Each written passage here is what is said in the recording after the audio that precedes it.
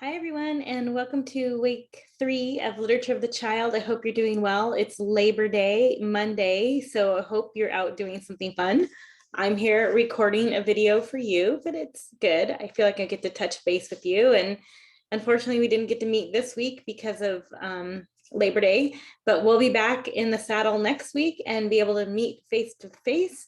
I will be cleared to come back, so I'm really excited about that. Of course, since we haven't met, it'll be a little weird, but remember to wear your masks. And I'm going to try to spread us out in the classroom as much as possible and just try to keep us as safe as we can be. It's been a really interesting week for me. My sister's been pretty sick. So she was at the ER yesterday, but she's home.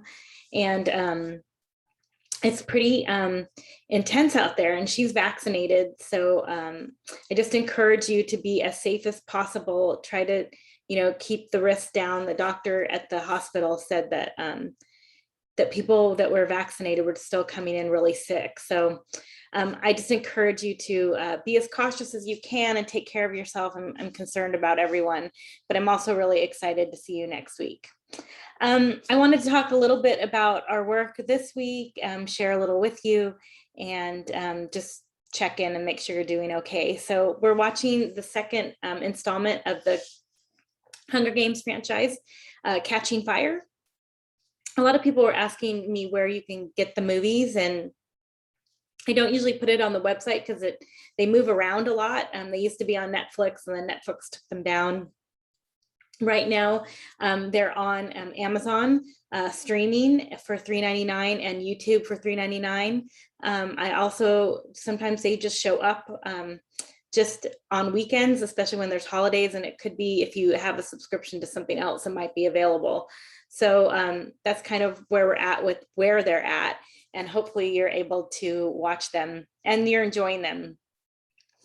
About to this week's work with Catching Fire, I still want you to, venture down the path of looking at these materials less as entertain me and more as what's happening in here, and what is the narrative saying about our society and our culture.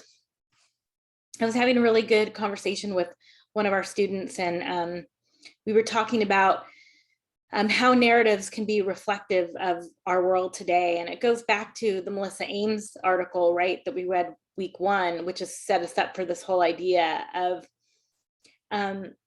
narratives aren't really written in a vacuum. They're written out of what's happening within the world. And I think that Catching Fire takes us in the next step of that journey, right? The escalation of what's happening and the breakdown of the government within Pan Am. So I think that you begin to see the characters and the control and the social justice issues just in a little more depth. You also, I begin to see other social justice issues that are happening and other things that are happening within the narrative, such as Katniss's PTSD, what it feels like to come back from war.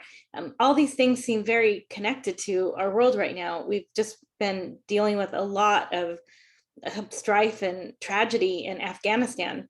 And so we are not, as a society, obtuse to war. We are actually facing that right now. So I think that there are these interesting connections between these worlds of fiction and our world today. And going back to that idea of Ames, she talks about, grappling with real world ideas in the safe confines of fiction. So we just get to see Katniss move a little farther in her journey. And we get to see the world that she's in and the government that she lives under unravel a little bit more. I also think it's really appropriate that we're coming up on 9/11 next week, and thinking about how war and control really affects society, and how it stops people from being productive. And I think these are all themes that we can see within the material, within Katniss's journey, and within the material that Susanna Collins is presenting in the Hunger Games and Catching Fire. With this blog, feel free to journey into that world and connect it with the world that we're in today. I know I talked about this before, but I like to reiterate it, that I have a wide variety of students in this class. Some of you are planning on being teachers, and you might be able to think about this material as far as how you could use it in the future within a classroom, or how material can be used within a classroom. It doesn't even have to be this material. Others of you are doing different things with your lives. You have other journeys, and you're in this class for different reasons. So there's a couple different ways that you can look at it. You can think about how you can appropriate this material to your everyday life, how fiction, how narratives, how stories relate to the world around us, how they become ways for us to think through problems. There's a lot of different ways that you can think about this. I want you to feel free to be able to work in a way that seems most comfortable to you, and that actually allows you the most room to, digest the narratives and think about the world today and things that matter to you as a person. And it could be connected to a career, and it may not. It depends on who you are and what you're doing in the future. My job, I feel, is to introduce you to ideas and concepts, and your job is to analyze them, think about why they matter, and see if you can connect them back to you as a person and why they matter to you, and why, or if they have any value. So for the blog or vlog, you can definitely go that route. You can analyze the material. You can circle back to Ames if you want to, circle back to the Hunger Games, and definitely spend some time unpacking it and doing that analysis, right? So I always say that I don't really need a summary of the material, because I've read it and watched it a lot. So I'm not really looking for you to tell me what happens within it, because I know what happens. You do too, probably. You've seen it a few times. I'm looking more for that analysis, right? Why is it happening? What's happening? What's the reason behind it? What's the value? And I always go back to, what's the value within it? What do we learn from it?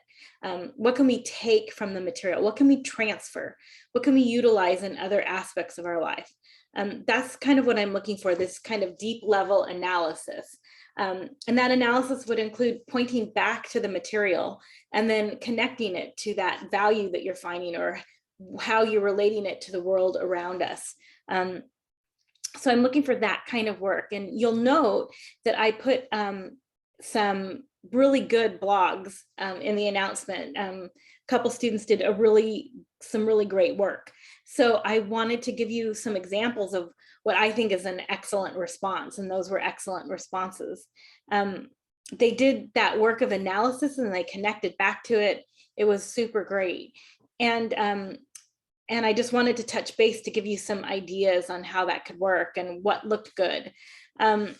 A lot of times people do the minimum on these. 150 words is like a C, right? It's minimum.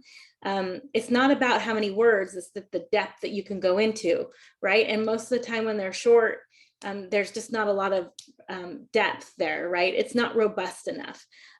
So it's not that it's bad, it's just that it's not as deep as it possibly could go. And again, I'm not looking for length. I'm looking, some people can do it in concise amount of words, but most people can't.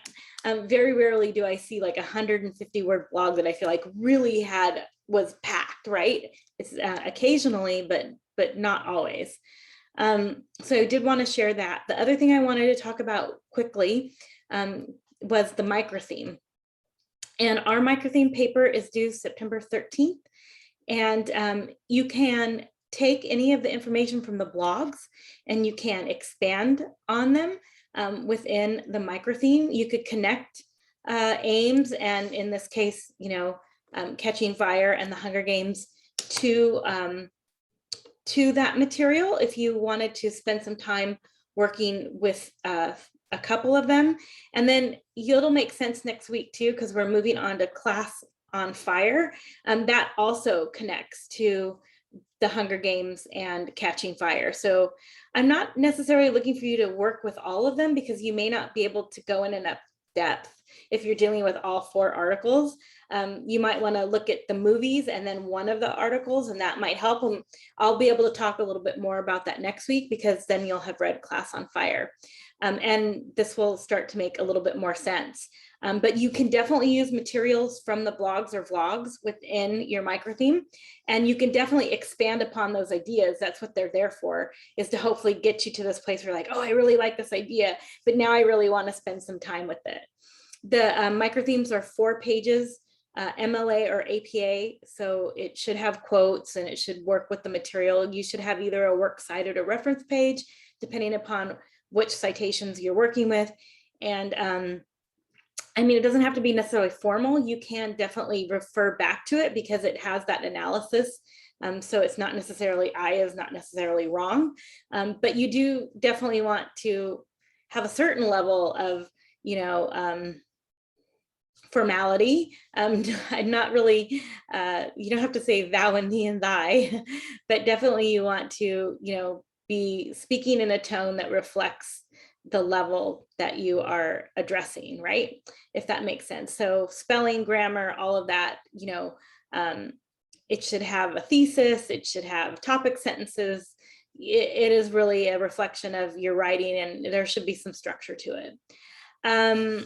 What else can I say? I want to talk about office hours for a second. So I know that I really haven't been able to have formal office hours, but I have been meeting with people via Zoom, and I want to continue doing that. So I have some office hours set aside where I'm really completely available for this class from 2 to 4 on Mondays.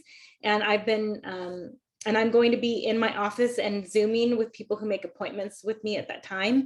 But I didn't want to restrict you all to that time frame because I know it doesn't work for everyone. So if you want to meet with me and you have questions, shoot me an email and I can set up a 15-minute Zoom. And I have way more availability than that, which is why office hours are a little tricky, because we're not really meeting in person in the way that we typically would within an office. So I can meet with you via Zoom and we can set up a 15-minute meeting if you want to, and we can work it out a time that works for both of us. Okay, you all, I hope you're having a good Labor Day. If you have any questions, shoot me an email and I'll talk with you all soon. Bye-bye.